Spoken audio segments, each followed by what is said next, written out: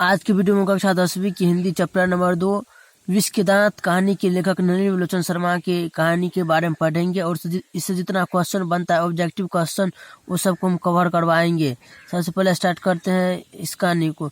सेन साहब की नई मोटर बंगले के सामने बरसाती में खड़ी है। काली चमकती हुई स्टीमर इंड जैसे कोयले घोंसले में एक कब उड़ जाए। देखिए ऑब्जेक्टिव क्वेश्चन पूछ सकता है सेन साहब के गाड़ी का रंग कैसी थी? काली थी। सेन साहब को इस कार पर नाज है। बिल्कुल नई मॉडल 7,500 में आई है। देखिए ये भी ऑब्जेक्टिव क्वेश्चन पूछ सकता है कि सेन साहब की गाड़ी जो कि काले रंग की इसकी कीमत कितनी है? 7,500। काला रंग चमक ऐसी का अपना मुंह देख लो। कहीं पर एक धब्बा दिख जाए तो क्लीनर और सोफर की सामत ही समझो। मेम साहब की सख्त ताकीद है कि खोखा खोखी गाड़ी के पास भटकने न पाए। लड़कियां तो 5 बड़ी सुशील है, 5 ठहरी और 100 भी लड़कियां तहजीब और तमीज की तो जीती जागती मूरत है।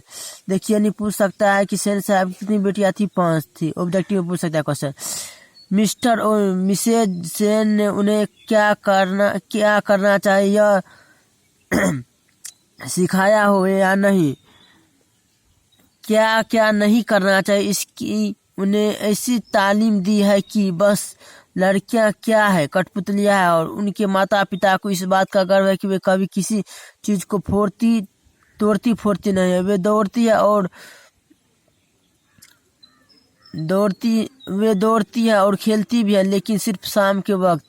और चूंकि उन्हें सिखाया गया है कि ये बात उनकी सेहत के लिए जरूरी है, वे ऐसी मुस्कुराहट अपने होठों पर ला सकती है कि सोसाइटी की तारीकियां भी उनसे कुछ सीखना चाहे तो सीख ले, पर उन्हें खिलखिलाकर किलकारी मारते हुए किसी ने सुना नहीं। सेन परिवार के मुलाकाती रसक के साथ अपने शरारती बच्चों से खींच कर कहते हैं, एक तुम लोग हो और मिसेज सेन की लड़कियां हैं।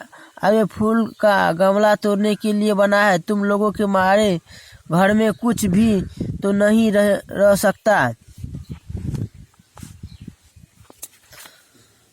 जहां तक सेन परिवार की लड़कियां का सवाल है, उनसे मोटर की चमक दमक को कोई खास खतरा नहीं था, लेकिन खोखा भी तो खोखा जो एक ही सबसे छोटा है। खोखा नवमीत बुढ़ापे की आंख का तारा है। यानी पूछ सकता है ऑब्जेक्टिव क्वेश्चन में कि सेन साहब की नवमीत बुढ़ापे की आंखों का तारा कौन है? तो खोखा होगा। यह नहीं कि मिसेज सेन अपना और बुढ़ापे का कोई ताल्लुक किसी हालत में मानने को तैयार हो। और सेन साहब तो सचमुच बूढ़े नहीं लगते, लेकिन मानने लगने की बात छोड़िए। हकीकत तो यह कि खोखा का अभिभव तब जाकर हुआ था जब उसकी कोई उम्मीद दोनों को बाकी नहीं रह गई थी। खोखा जीवन के नियम का अपवाद था और यह अस्वाभाविक नहीं था कि वह घर के नियमों का भी अपवाद हो। इस तरह मोटर को कोई खतरा हो सकता था तो खोखा से। ऑब्जेक्टिव क्वेश्चन पूछ सकता है कि मोटर को किससे खतरा हो सकता है? तो खोखा से।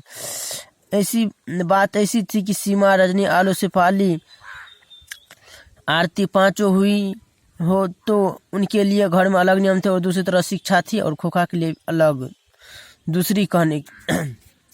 ऑब्जेक्टिव क्वेश्चन में पूछ सकता है कि सेन साहब कितनी बेटी थी? 5 और उसकी नाम क्या थी? सीमा, रजनी, आलू, शेफाली, आरती।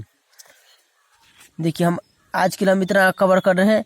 अगले वीडियो में जितना बचा उसको हम कवर करेंगे। देखिए हमारा वीडियो अच्छा लगा तो हमारे चैनल को सब्सक्राइब करें। इसका अगला वीडियो हम कल लेकर के आएंगे।